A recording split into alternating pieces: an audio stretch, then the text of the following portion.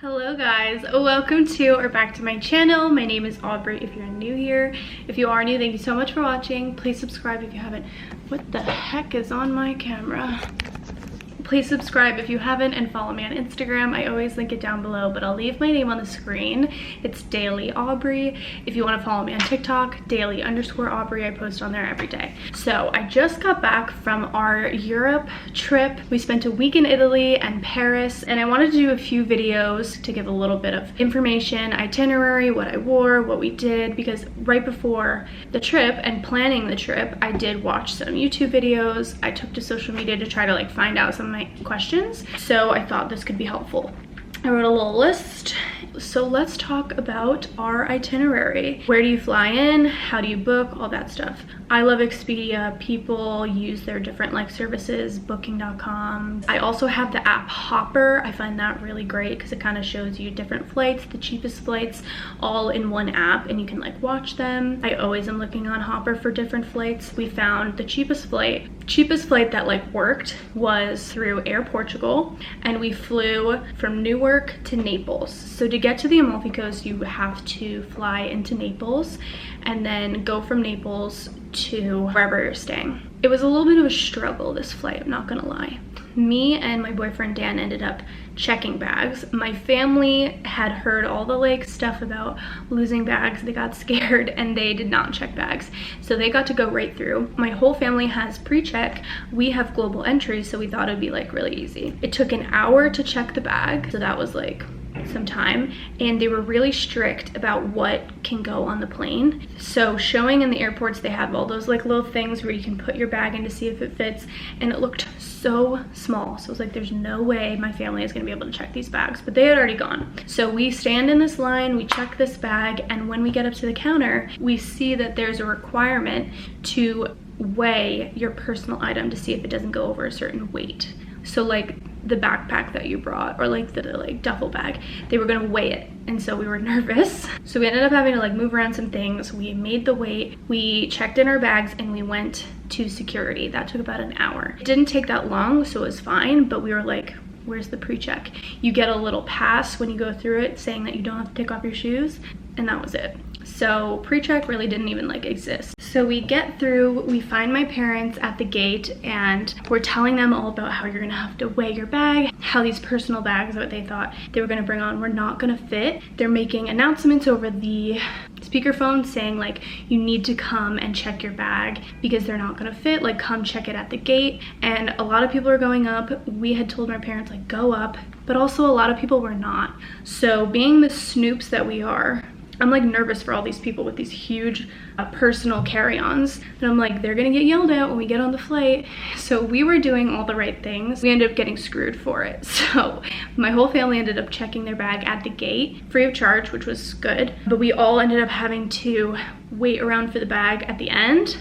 And when we went to go get on the plane, all these people with big ass luggages just walked through, and they didn't even get yelled at. They were totally able to make it fit up on the overhead. So they kind of play you. People that follow the rules kind of get screwed, and the people that don't just get a pass. So if this is the case for you, it's kind of if you know, you know. You don't really actually have to do it. If you check a bag before you go through security, a real big bag, they weighed your personal item, but if you just went through security, they didn't. It was very inconsistent, so that was annoying. However, we got on the plane. It was totally fine. We had great seats. It was a comfortable flight. They had movies on the plane, all that stuff. We got dinner on the plane. My brother did get really sick.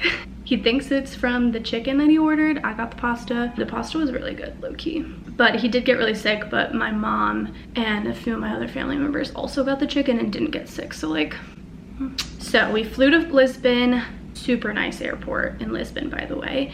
Then we went to Naples, and we had planned ahead for our accommodations from Naples to Sorrento. So since we had 7 people, there's a lot of different options when you're staying in Amalfi. We decided to stay in Sorrento for the bulk of the trip, and I would highly recommend. I loved Sorrento. Honestly, I felt like I wanted to spend the bulk of my time there as opposed to some of the other islands, and it's cheaper. It's a bigger port. It's easy to get around. I recommend staying in Sorrento. Since there were 7 of us, there's lots of different hotels, but there were so many of us, we needed an Airbnb. And We ended up picking an Airbnb that was super great. It was right on the main strip of like where all the happening things are, and then we would walk to the water area every day, and that was like not far. So this Airbnb was great. The host was amazing. The host ended up booking all these things for us.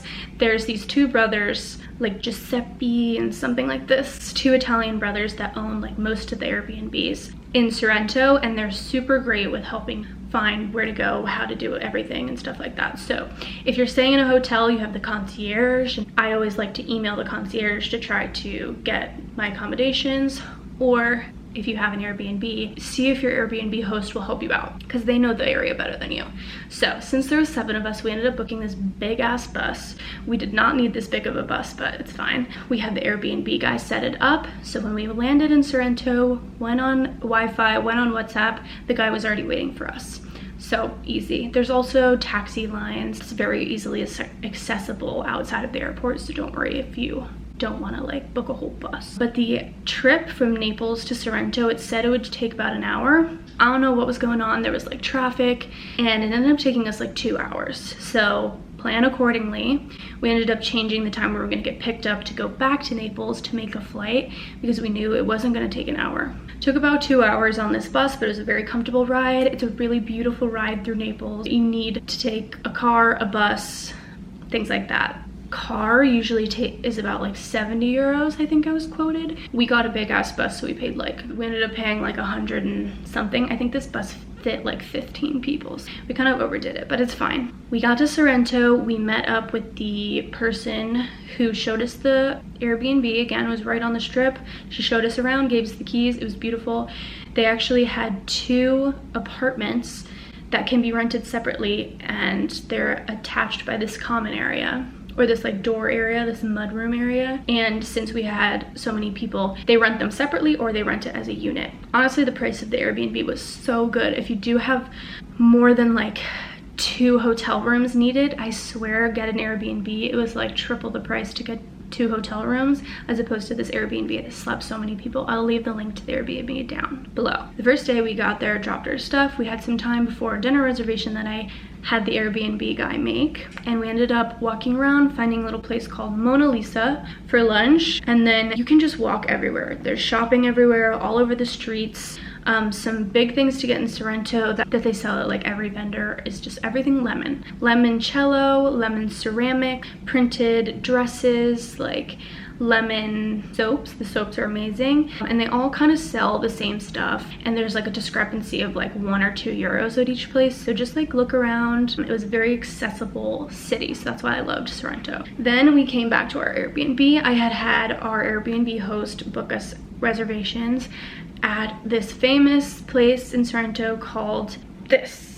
I'm not gonna try to say it, but it was right across from our Airbnb. Famous because it's in this lemon grove. There was a line out the door when we got there. We ended up having a reservation, so we got right in. If you don't have reservations, you can just walk in. Like I said, we had 7 people, so it was a lot easier to try to book ahead. Out of all of Italy, we ended up only having 1 pre-made reservation, whereas Paris had reserved every single meal like a month ahead, and that was key. So I'll talk about that in my Paris video. But we had dinner at this lemon grove. It was super hot. This whole trip was so hot. Oh, another thing you should buy, I spent 4 euros on this lemon fan, this handheld fan, and it was a godsend. It was the best 4 euros I've ever spent. I took it with me everywhere, every day. Everybody wanted it. It was so good. We went at the end of July, so like it was peak season hot, but this fan was clutch. A little note on eating in Europe. Service is a different thing than in the United States. Their wage isn't based off of tips. They're paid a livable wage, and then tips are extra, so you never really tip 20%, give a few bucks here and there. Tipping is really not a thing, so service is not as like prominent. The customer's not always right in their book, and it takes a really long time to try and pay and leave. So the service here at this Lemon Grove restaurant was terrible. The food was really good. I got a limoncello spritz, which is one of their famous drinks in Sorrento. I ended up liking it, but I like Aperol spritz better, so I switched back. And then I got their Sorrento style pasta. So that's like a gnocchi with tomato sauce and like melted cheese, and it's their famous pasta. It was very good. However, my boyfriend ordered a meal. It was like a seafood pasta meal, and it never came. All of us ate our food. It still didn't come. And then we told him again, like, it's not like, where is this pasta? Like, he had just like not eaten. Luckily, we always kind of share, so he was eating my food, but he fully just didn't get his meal. And it was so hard to even track the guy down to ask for this food. It got to the point where we had eaten and sat for 20 minutes and we were like done for 20 minutes that we called him over again and we said, like, please cancel this dish. Like, we want to go. It's crazy. And the guy was like, no, it's coming 2 minutes. So, and then we're like, we don't want it. And so then he said, oh, you know, complimentary. So we're like, okay, fine. While this was all happening, they also have this like private lemon grove, like kind of garden. We could kind of get up from the table, walk around the lemon grove, take pictures. It's really pretty, so go check it out while you're eating there. But yeah, the service was pretty terrible. Finally got the pasta. Pasta was fine. Took another 20 minutes to get him over to pay. They bring like a little machine, so you pay right then and there, but it took some time. But it's still an iconic place to eat, so I do recommend just keep all these things in mind. I will say, whatever you're doing in Sorrento, the prices are cheap. It is cheap compared to, like, I mean, I'm totally inflated because I live in New York, but even my parents, like, it was cheap, so that helps. Okay, second day.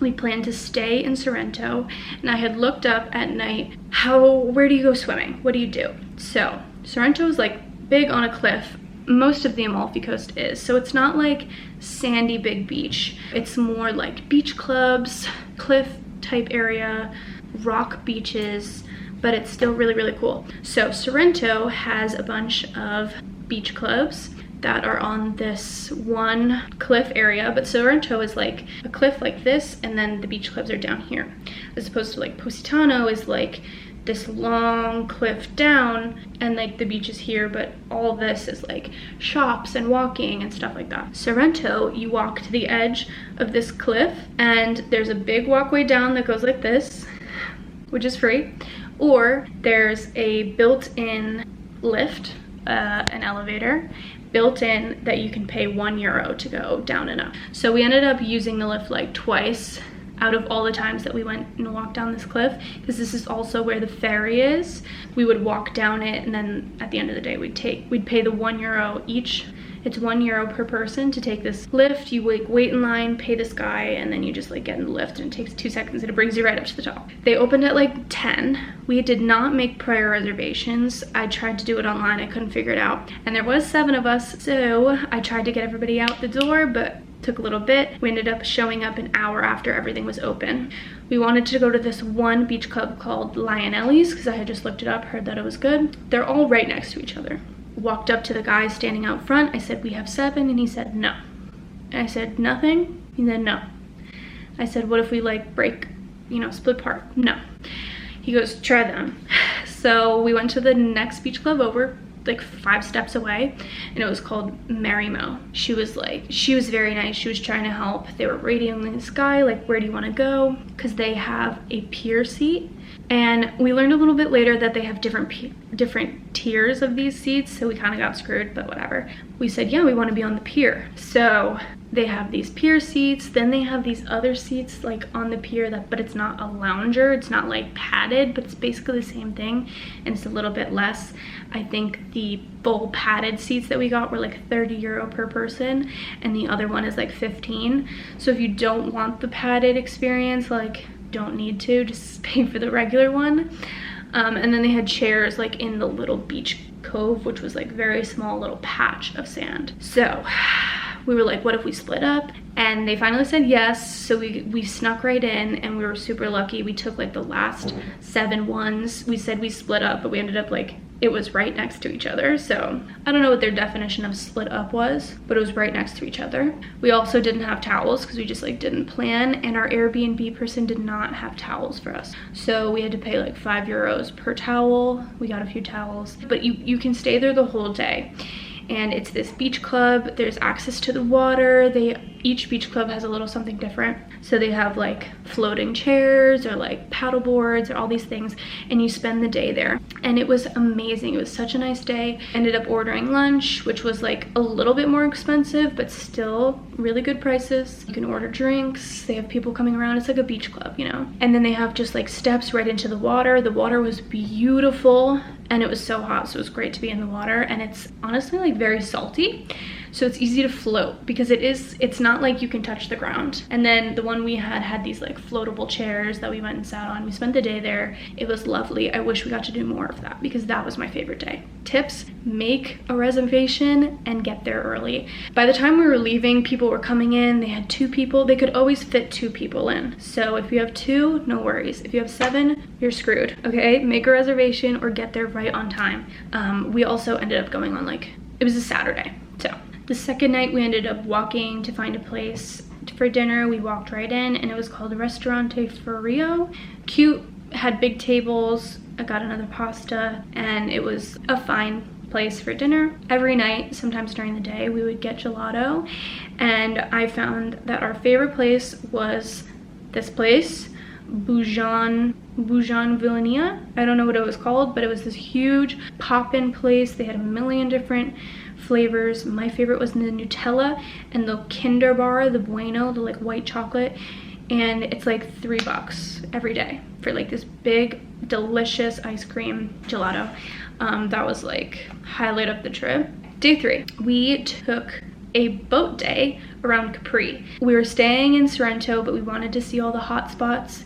We had our Airbnb host book us a boat day. He showed us different options. I also Googled a few options to see if he was like giving good prices, and he was. So, and he had like a guy, he had a friend, he set it all up. So that was another thing that our host set up for us. But I know they have like, even walking around the city of Sorrento, they had a few storefronts that had excursions that you could kind of book also. So however you want to do it, but we ended up booking a private boat day on Capri. Since there was 7 of us, there were certain ones where you pay per person, but the boats were small, so it would be like an 8-person max, 10-person max.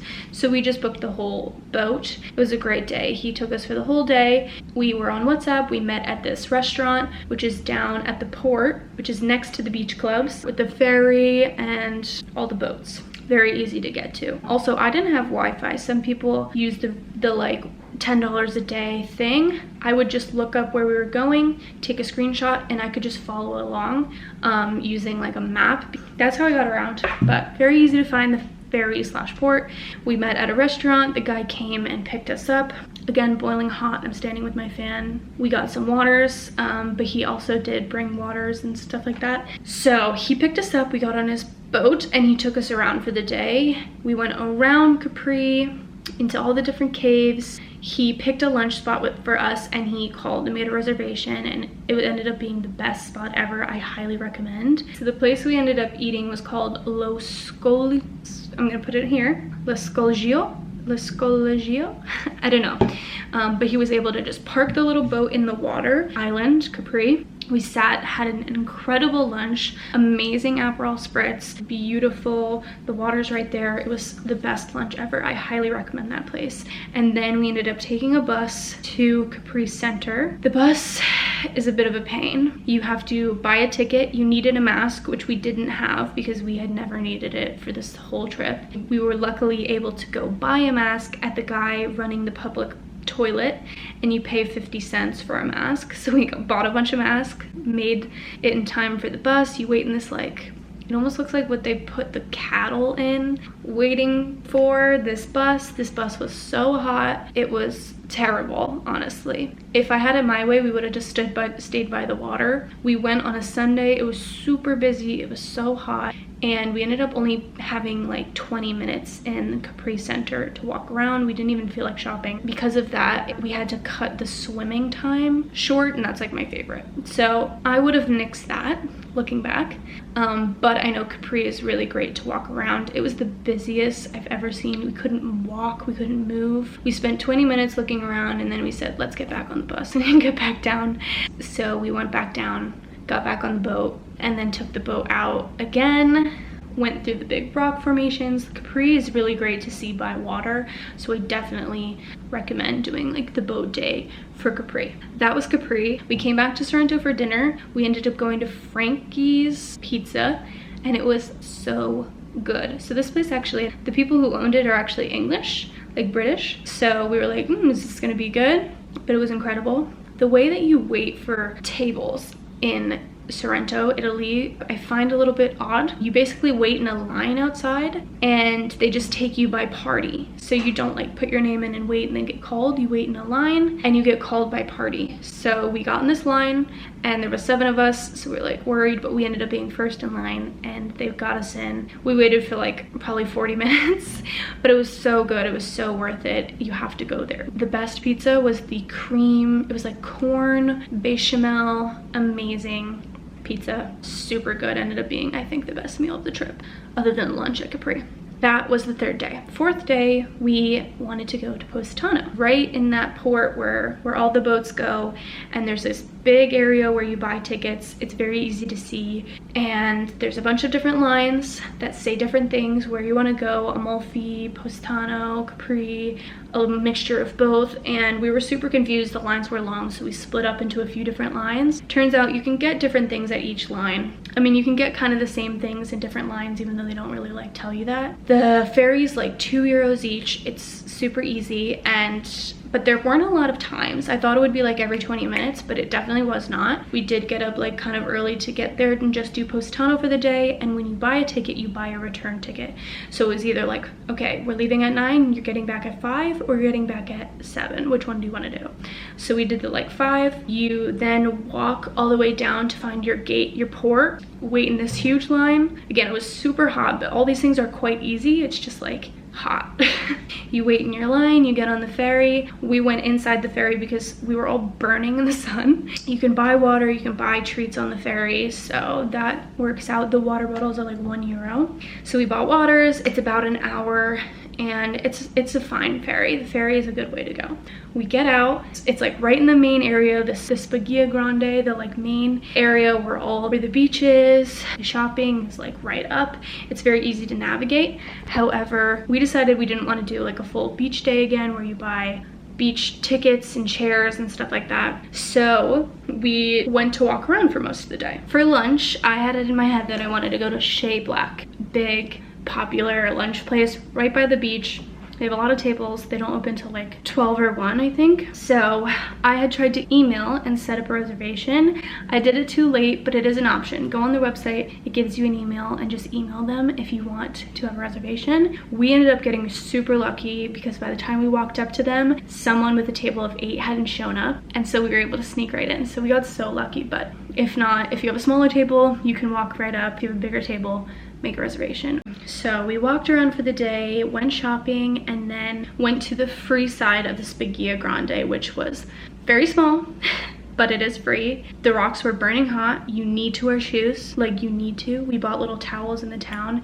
They were super thin, put them down to sit, and our butts were burning, so we got in the water. The water was pretty cold. It's really great views because the cliff with all the architecture is beautiful. If I were to go back, I definitely would do like a beach club day, because I think that's the best parts of these towns.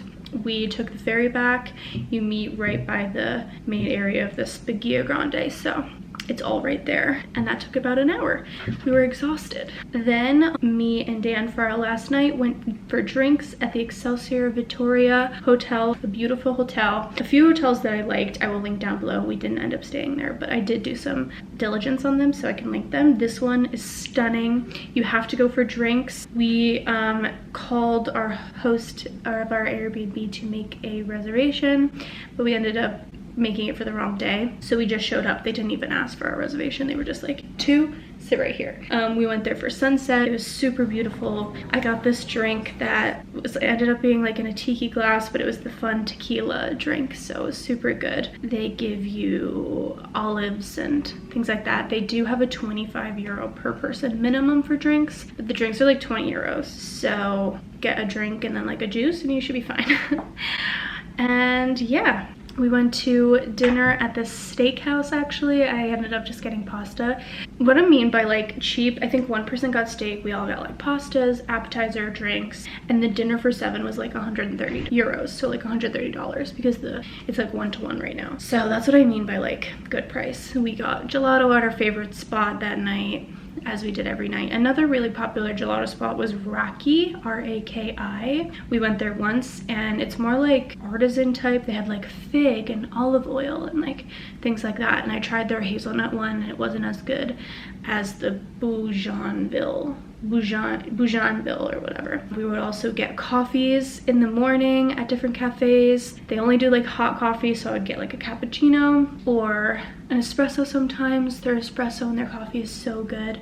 Every place that we went right on that main strip, and it would be like €1 or 2, so really great stuff. Also like some croissants, things like that. That's what we did for breakfast most days. And then we had the driver again set us up. There was some traffic and we didn't have time to spend any time in Naples. Me and Dan, my boyfriend, we got to the hotel to drop off my parents because they were staying a day in Naples.